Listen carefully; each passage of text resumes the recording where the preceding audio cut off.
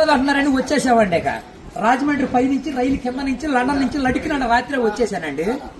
నేను వస్తా జరగాలి మీ కోరికని గుమ్మడికాయ అంత బంగారాన్ని తీసుకొస్తుంటే కుక్క ముట్టుకోకుండా కుక్క తోక ముట్టుకుంది విజయవాడ బస్ స్టాండ్. కుక్క తోక ముట్టుకున్న బంగారం మళ్ళీ మీరు ముట్టుకుంటారా లేదని 7 పాలేళ్ళ పెట్టించేసి ఏట్లో పడేపించానండి. 3 కోట్లు తీసుకెళ్లి మురికాలలో పడేశాను.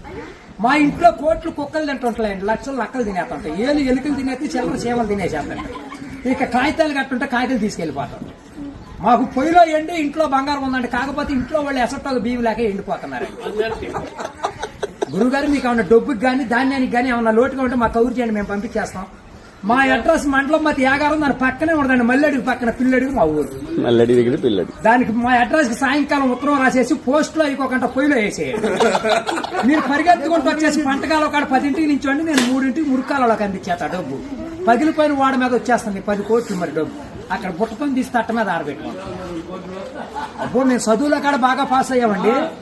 నేను చదువు సంకల వరకు చదివాలండి, గుడుంతాలు గుండెల్లాగా వచ్చేసి పాఠాలు పాదాల వరకు వచ్చేస్తే ఇంగ్లీష్ ఈదులు అమ్మడ పరిగెట్టేసింది. చదువు ఎక్కువైపోయి అబ్బాయి గారి సంతకం పెడతాం మర్చిపోయి.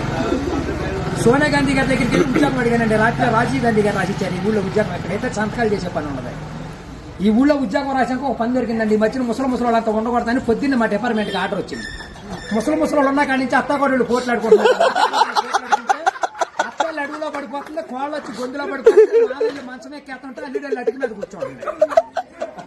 అందుకని ముసలి తీసుకెళ్లి మెగాస్టార్ చిరంజీవి గారి దగ్గర చేర్పిస్తున్నాం. గురువు గారు దానికి దసరా పండుగ రోజున మా ఊళ్ళో ఏప్రాల్ పందాలు వేపిస్తున్నా నాపురాల మీద. ఏప్రాల్ పోట్లాడుకుంటే నాపురాలు బతులు. ఇప్పుడు సమరాత్రి గారు వెళ్ళి సౌండ్ చేస్తుంటే, మునసూపు గారు వెళ్ళి ముడేస్తుంటే, కర్ణం గారు వెళ్ళి కాగితాలు రాస్తుంటే, ప్రెసిడెంట్ గారు వెళ్ళి పెళ్లి చేసేస్తున్నారు. ఇప్పుడు ఆ పెళ్లి భోజనాలకు ఎక్కించుకురమ్మని మా ఇయ్యంకుల వారు ఊపిలేని విమానాన్ని పంపించారండి. విమానానికి ఊరు చివరికి వచ్చాక ఊపి ఎక్కిపోయి కృష్ణానదిలో పడిపోయింది. నేను వచ్చి మీ బాజార్లో పడిపోయింది.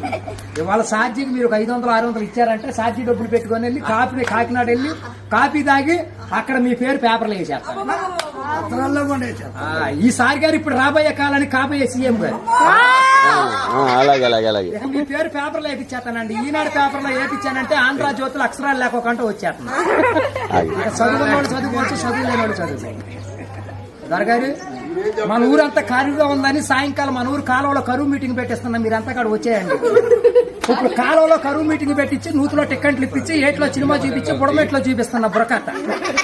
అక్కడ నీటి మీద తామరాకులేసి తామరాకుల మీద కుర్చీలేసి కుర్చీల మీద కూర్చోబెట్టించి మనిషికి 50,000 లోన్ ఇప్పించారు. 50,000 లోన్ దొరగారు ఇప్పుడు మాకు 7 అంతస్తుల మేడ, 25 పాడిగేదలు, 10 మంది పాలేళ్లు, 7 దున్నపోతులు ఉంటాయండి మా ఇంట్లో. పొద్దున్నే లెగితే పాడిగేదలు పాలన్నీ పిండేసి పాలేళ్ళ పోసేస్తాం. దున్నపోతులు పాలు మా ఇంట్లో వాళ్ళకి ఎగజూరే కానీ ఎగజూరు ఉండదు. గురువు గారు మాకు వ్యవసాయం ఏమైనా తక్కువ ఉందనుకున్నారా? ఏట్లో 700 ఎకరాలు మాదేనండి. సముద్రంలో సగం మాట ఉంది.